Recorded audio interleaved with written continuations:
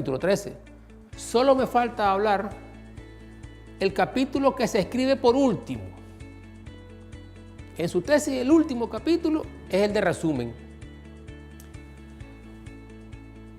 No aparece como un capítulo numerado porque es el primeritito, antecede a todos los capítulos. O sea, no tiene numeral, pero es el primero, el resumen. El resumen, formato, técnica y contenido. ¿Cómo escribir el resumen de la tesis de grado, de maestría o de doctorado? ¿Cómo escribir ese resumen? Sinceramente es muy difícil. A mí no me gusta decir la palabra difícil, porque con trabajo, con seriedad, con responsabilidad y con disciplina, lo difícil se convierte en fácil. Pero ciertamente es complicado escribir el resumen, sobre todo cuando no tenemos una experiencia en estas cosas. Pero hay ciertas normas de cómo hacer un buen resumen. En primer lugar, no es copiar, pegar resultados. En primer lugar. Resumen es el primer acápite antes de todos los capítulos. ¿Cuál es su formato? Prosa. Es un solo párrafo. Ese es su formato, prosa. Pero este párrafo es grande. Este párrafo debe ser no mayor de 250 palabras. Por supuesto, descontando las uniones, conjunciones como y, la, lo, de, para, una. Eso no cuenta. Debe ser un solo párrafo, no mayor de 250 líneas. Este párrafo, hay una gran diversidad de formas de hacerlo. ¿Qué es lo que va a decir ahí? Sin embargo, hay estándares internacionales que ya refieren cómo es que debería de ser. Desde los años 60, el doctor Armando Samper decía cómo debería ser un resumen.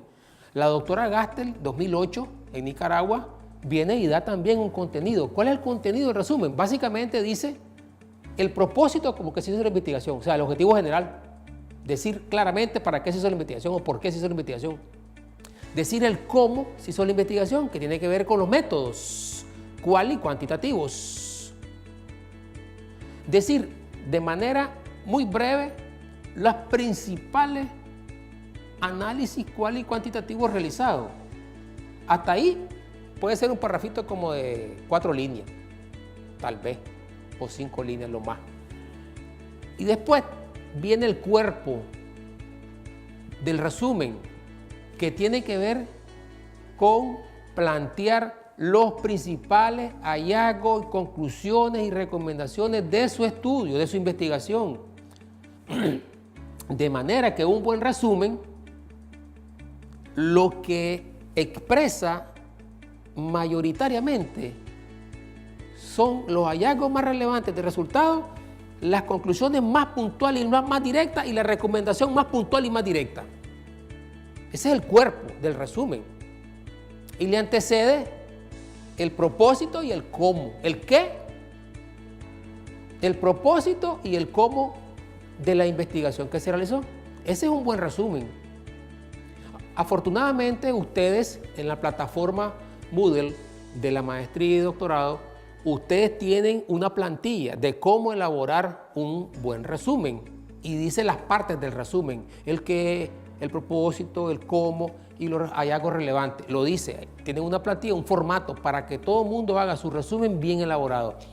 Y debajo del resumen tiene que existir lo que se llama palabras clave, que normalmente las revistas científicas, como Torreón Universitario de Faren Carazo, como la revista científica de Faren Estelí, las revistas científicas siempre recomiendan que las palabras clave sean 4. Algunas otras revistas recomiendan hasta 5, pero andan entre 4 y 5 palabras clave, que dicen en poquitas palabras a qué se refiere todo el resumen. Me lo va a decir en 4 o 5 palabritas. Imagínense que eso es síntesis de síntesis. El resumen es la síntesis de toda la tesis y las palabras clave es la síntesis del resumen.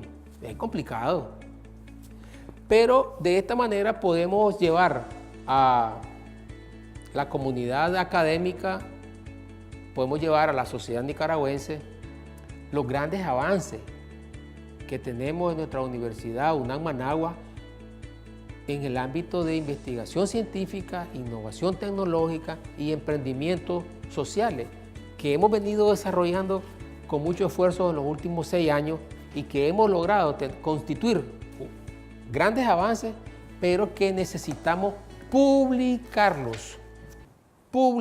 Y para eso hay que comprometernos todos y todas en que de cada tesis que se presente a nivel de maestría, de cada tesis, por lo menos, al mes siguiente que se defendió, por lo menos, un artículo científico debería estarse presentando en la revista de esta facultad.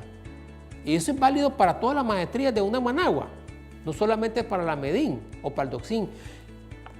¿Por qué? Porque hay grandes avances en la comunidad universitaria de UNAM Managua y hace falta visibilizar todos esos logros en términos de calidad de la educación, en términos de desarrollo tecnológico, de plataformas TIC, de sistemas transaccionales de la información, que en realidad es necesario que salgan de los muros de la universidad y trasciendan como el efecto de desbordamiento de tecnología desde la universidad hacia la sociedad. Porque una sociedad que maneja más información es una sociedad que está más empoderada. Una sociedad que tiene mejor nivel de educación, como decía Martí, es una sociedad más libre. La educación nos hará libres y eso significa que tenemos que investigar más, innovar más, emprender más y publicar más. Y de ahí la necesidad de que nuestras tesis de maestría, nuestras tesis de doctorado, se conviertan en artículos científicos y se divulguen y se den a conocer los grandes logros de nuestra universidad UNAM Managua.